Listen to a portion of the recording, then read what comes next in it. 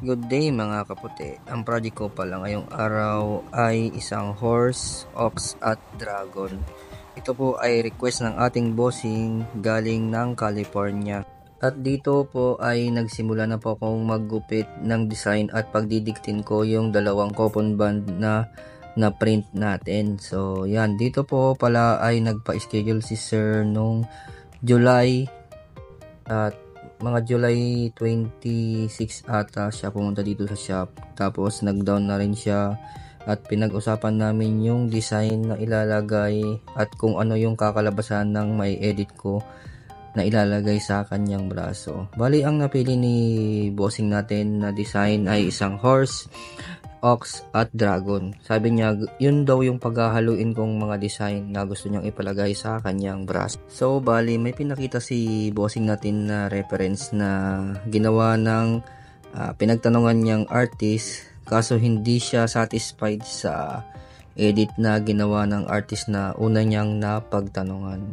Kaya nung pumunta siya dito sa shop ay ipinakita ko yung mga design na naisip ko at ipinakita ko sa kanya yung kakalabasan ng edit na gagawin namin sa kanyang braso.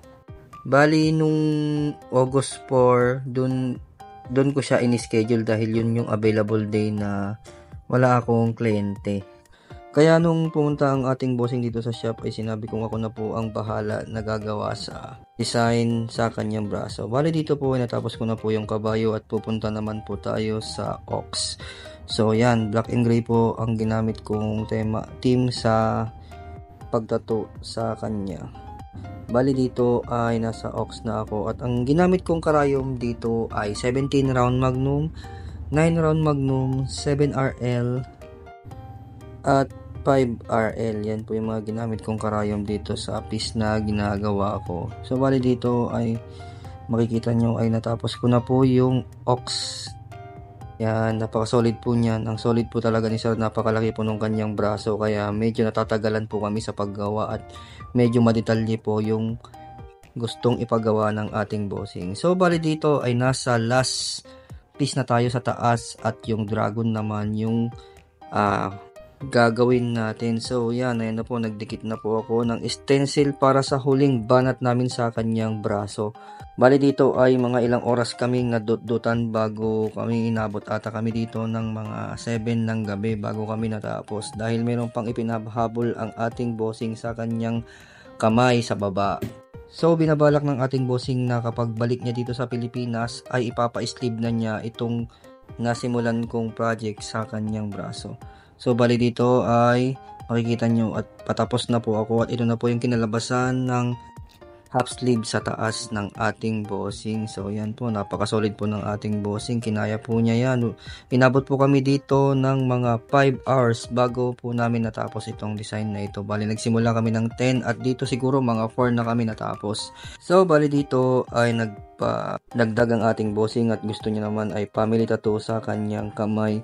Bali, dito po ay gagamit po tayo ng needle na 7RL. At syempre dito gagamit din ako ng 17 round magnum, 9 round magnum at 7 round magnum. Bali, dito ay pinapantay ko po yung paglalagyan ko ng stencil. So dito kung makikita nyo, inuna ko na sa taas, nilagay ko yung clock at sa gitna naman ilalagay ko yung gusto niyang family tattoo at sa baba naman ay compass. Bali, ito po yung mga gustong ipalagay ng ating bossing at sa mga gilid-gilid ay mag-a-adlib na lang ako.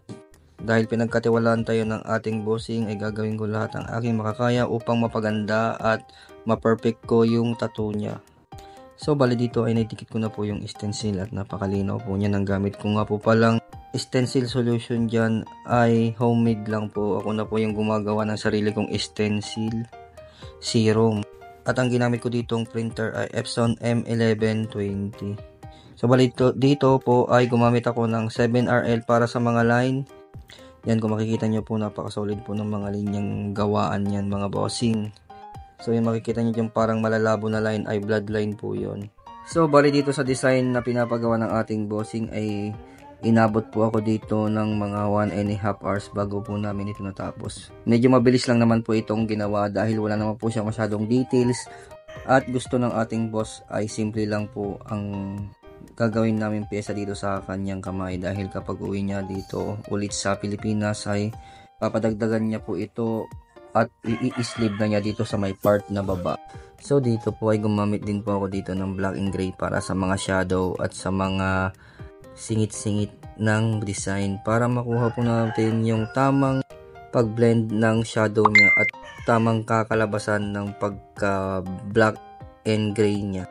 So dito sa design na to ay napaisip si bossing, bago siya kasi pa-schedule sa akin, ay iniisip niya kung ipapagawa ba niya ito o yung isa muna sa taas, kasi hindi niya alam kung gaano kasakit ang magpatato, kaya ang gusto niya munang ipatato talaga yung ay nasa braso niyang horse, ox at dragon.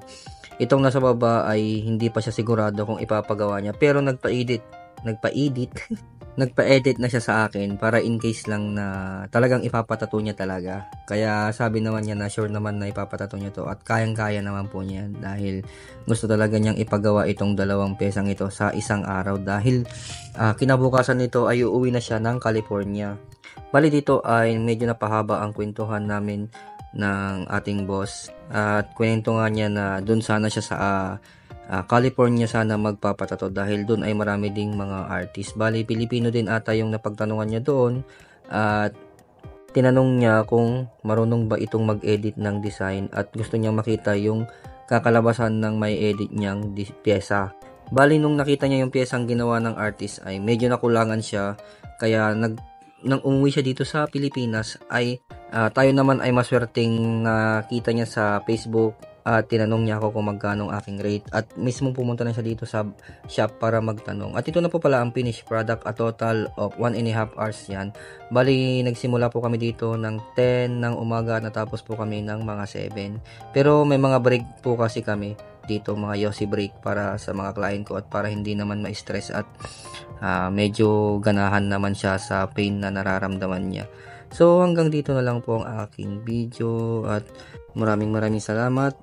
At sa mga gusto magpa-schedule at mga gustong ng ganitong mga tattoo, huwag niyo pong kalimutan i-follow ang aking Facebook page na Raymond Manuel Esteban, Esteban Tattoo at Esteban Tattoo Kamiling.